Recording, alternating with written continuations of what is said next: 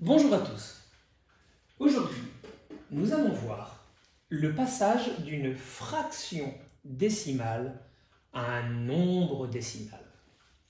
Vous l'avez certainement tous remarqué, lorsque je parle de fraction décimale, j'entends le mot décimal qui nous fait immédiatement penser à nombre décimal et pour vous, les nombres décimaux sont des nombres à virgule. Tous les nombres se placent dans un tableau de numération. Les nombres entiers se placent dans le tableau de numération des nombres entiers. Et les nombres décimaux se placent dans le tableau de numération des nombres décimaux.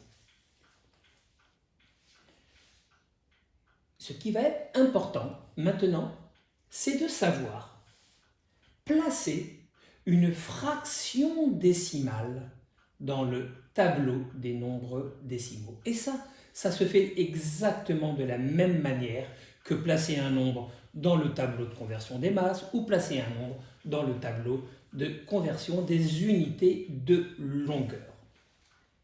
Le plus important est le dernier chiffre du numérateur, puisque ce dernier chiffre du numérateur correspondra à la colonne du tableau de numération, c'est-à-dire ici le dixième. Je vais donc placer 43 dixièmes dans le tableau, toujours en partant par la fin pour être sûr de ne pas me tromper. 43 dixièmes. Mon nombre est ici bien placé dans le tableau de numération. Je vais donc l'écrire sous la forme du nombre décimal maintenant. 43 dixièmes, regardez ce qui sépare les nombres entiers des nombres décimaux, le dernier trait rouge, et ce dernier trait rouge, c'est le trait de la virgule. 4,3. 43 dixièmes égale 4,3.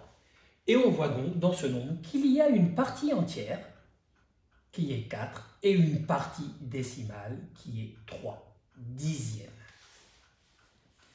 Faisons la même chose maintenant avec la fraction décimale 86 centièmes. Même principe, le dernier chiffre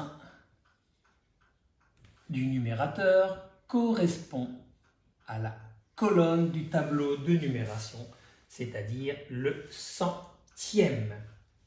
Je vais donc écrire mon nombre, toujours en partant par la fin pour être sûr de ne pas me tromper. 86 centièmes. 86 centièmes. J'ai donc placé mon nombre, ma fraction décimale, dans le tableau de numération. Maintenant, pour qu'il devienne un nombre décimal, je dois absolument lui rajouter une partie entière ici.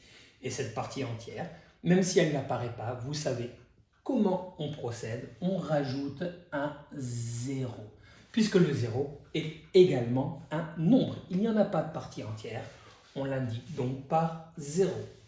86 centièmes est donc égal à 0,86. 0,86. Regardons maintenant la dernière fraction. 1243 millièmes. Toujours le même principe. Le dernier chiffre correspond à la colonne du tableau de numération. Je vais donc placer ma fraction décimale 1243 millièmes dans le tableau de numération en commençant toujours par la fin pour être sûr de ne pas me tromper. 3, 4, 2 et 1. 1243 millièmes. J'ai donc bien placé ma fraction décimale. Je n'ai plus maintenant qu'à la lire. Je m'aperçois qu'il y a bien une partie entière indiquée dans le tableau. 1,243. Voilà donc cette notion très importante.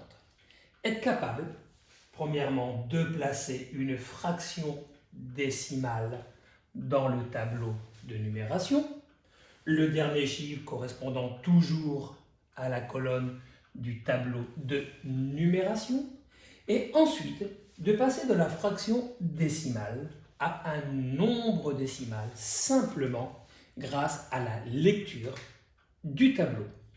N'oubliez pas, si une fois la fraction décimale placée dans le tableau, il n'y a pas de partie entière, c'est à vous de la rajouter parce qu'un nombre doit toujours avoir une partie entière, même si c'est 0.